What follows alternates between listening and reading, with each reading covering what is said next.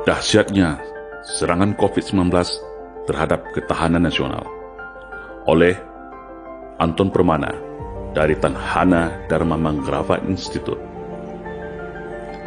Serangan wabah COVID-19 ternyata sangat efektif dan presisi merontokkan perekonomian dua kelompok negara di dunia, yaitu negara kelompok kapitalis pro-Amerika serta 24 negara debitur yang berhutang pada China. Dampaknya adalah negara kapitalis yang pro-Amerika akan terjadi penggerusan pertumbuhan ekonominya yang sangat signifikan. Dan untuk negara debitor pada China terancam gagal bayar dan disita seluruh aset vital negaranya. Di Indonesia, dampak COVID-19 ini juga sangat beragam dan efektif, melemahkan ketahanan nasional secara menyeluruh, seakan memberikan peluang seluas-luasnya kepada kelompok anasir tertentu melakukan agenda terselubung, yaitu agenda terselubung kelompoknya untuk membajak negara. Karena posisinya, rakyat lemah, para aktivis lemah, aparat sibuk bertempur bersama petugas kesehatan, semua sumber daya negara terkuras untuk menangani wabah COVID-19 ini. Bagi masyarakat awam, COVID-19 ini adalah musibah dan pukulan berat. Tapi, bagi kelompok Cina Komunis dan elit kekuasaan Indonesia, COVID-19 ini adalah ladang keuntungan yang berlimpah.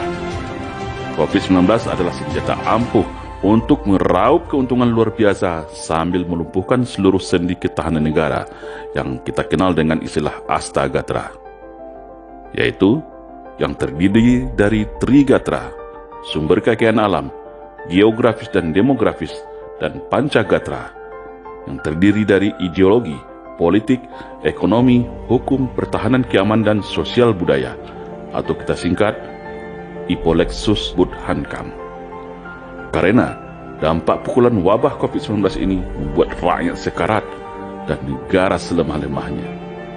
Contohnya adalah secara sumber kekayaan alam, dengan disahkannya Undang-Undang Minerba oleh DPR RI di masa wabah ini, menjadi payung hukum yang canggih untuk menguasai segala apa yang ada di darat, di laut, di bawah laut, dan di udara di negeri ini.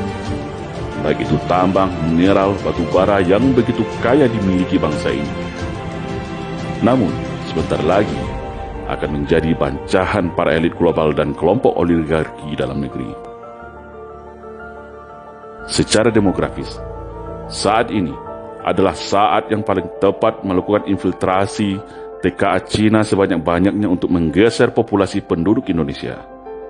Karena wabah COVID-19 membuat masyarakat takut keluar rumah dan stay at home, maka momentum ini dimanfaatkan untuk lalu lalang migran asing masuk Indonesia.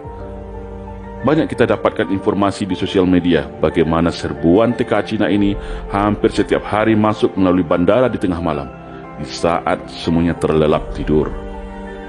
Tujuannya apa? Yaitu untuk ke depan membuat perimbangan komposisi suara pemilih di pemilu 2024. Bahkan ada yang mengatakan target mereka adalah 50 juta jiwa sampai tahun 2024 ini masuk ke Indonesia. Ini sudah sama dengan jumlah gabungan penduduk Pulau Sumatera dan Sulawesi loh.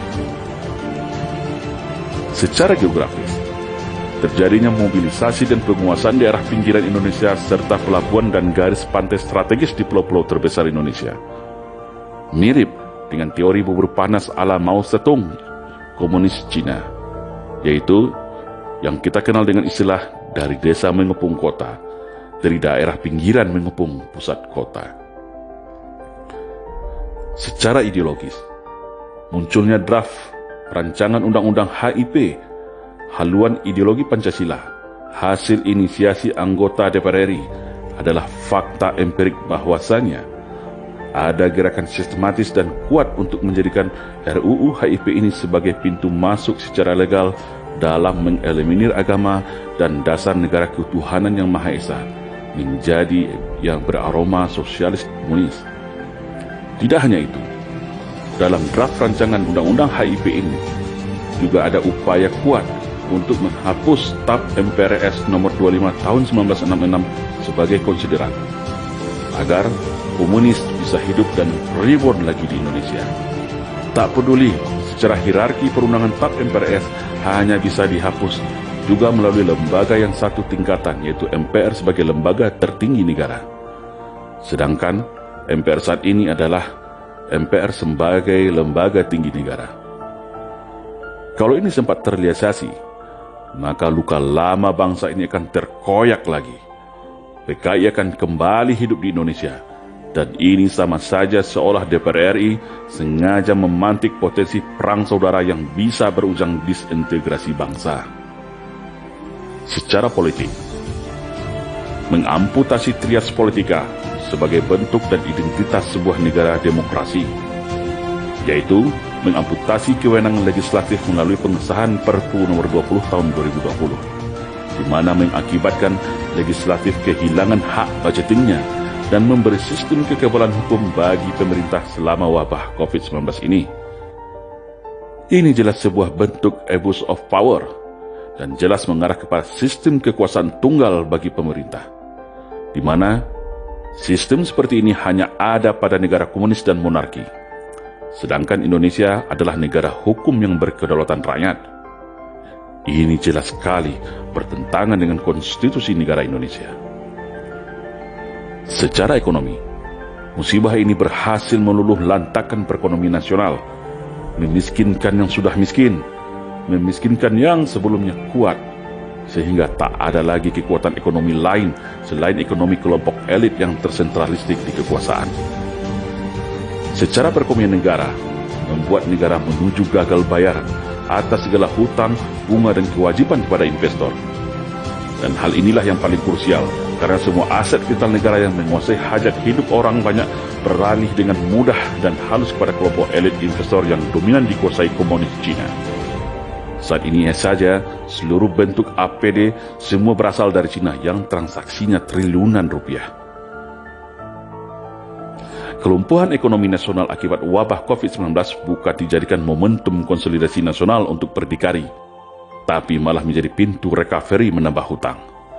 Wabah COVID-19 saat ini semakin membuat negara kita terpuruk, terancam bangkrut, gagal bayar, dan akhirnya terpaksa menyerahkan anggunan aset vital bangsa strategis kepada investor Cina. Secara hukum, tingkat kriminalitas meningkat tinggi pasca dilepasnya secara sepihak oleh Menkumham 29.000 para narapidana. Penegakan hukum tebang pilih, kritikan dan perbedaan pendapat dijadikan seolah sebuah bentuk kejahatan. Diskriminasi hukum semena-mena, akibat penegak hukum tunduk dan menjadi alat kekuasaan. Secara pertahanan, terjadinya pemangkasan secara besar-besaran terhadap anggaran pertahanan untuk pergeseran alokasi anggaran buat penanganan COVID-19. TNI lebih disibukkan menjadi supporting system tim kesehatan. Biasanya, dalam perang, TNI terdepan dan tim kesehatan menjadi supporting di belakang. Di saat wabah ini, petugas kesehatan yang berada di depan, TNI yang support di belakang. Begitu juga dalam agenda latihan gabungan, latihan bersama, juga banyak terancam tidak jadi terlaksana. Tentara tanpa ada kalender latihan tahun ini bisa sangat berbahaya. Semoga saja kondisi ini tidak mengurangi kesiapsiagaan TNI kita terhadap ancaman pertahanan yang multi-kompleks, baik dari luar maupun dalam negeri, baik ancaman perang fisik maupun non-fisik. Sosial budaya, terputusnya silaturahmi, komunikasi lintas masyarakat oleh ancaman ketakutan wabah virus, khususnya umat Islam, terpisah dari rumah ibadahnya, ulamanya, dan ukhuwah berjamaahnya, sehingga umat Islam tercerai-berai bagai buih di lautan, masjid ditutup, solat tarawih ditiadakan, ceramah tabligh akhbar dilarang, perayaan Idul Fitri pun tidak dibolehkan. Begitu sempurna. Mau berkumpul dan konsolidasi tidak bisa, terkunci oleh aturan PSBB, yang akhirnya hanya bisa menonton negeri ini bergerak entah kemana. Mau teriak di sosial media, ada ancaman undang-undang ITE. Masyarakat hari ini seakan dipaksa merubah budaya perilakunya. Yang paling dominan adalah ketergantungan kita semua akan perangkat komunikasi handphone dan internet atau kehidupan dunia maya. Masyarakat seperti ingin dijauhkan dari kehidupan spiritualnya, seperti menutup masjid, tidak bisa berkumpul kayak tak boleh kabar atau berinteraksi dengan kiai dan ulamanya. Semua dengan alasan wabah COVID-19. Tapi anehnya, ini tidak berlaku pada mal, kafe, pasar, konser musik, dan alat transportasi massa. Intinya seakan masyarakat mau digiring cukup jadi masyarakat dunia maya saja atau e-citizen, menjauhi kehidupan nyata yang bermuatan nilai kehidupan spiritual, menjauhkan masyarakat dari kehidupan agama secara halus. Beginilah dampak serangan wabah COVID-19 ini, sebuah serangan non-militer yang presisi dan mematikan, tanpa mengeluarkan biaya invasi militer yang besar, tanpa mengirim tentara dan peralatan tempur, tanpa menembakkan rudal dan peluru satu butir saja, tapi bisa melumpuhkan dunia dan mematikan negara yang ketahanan nasional negaranya rapuh.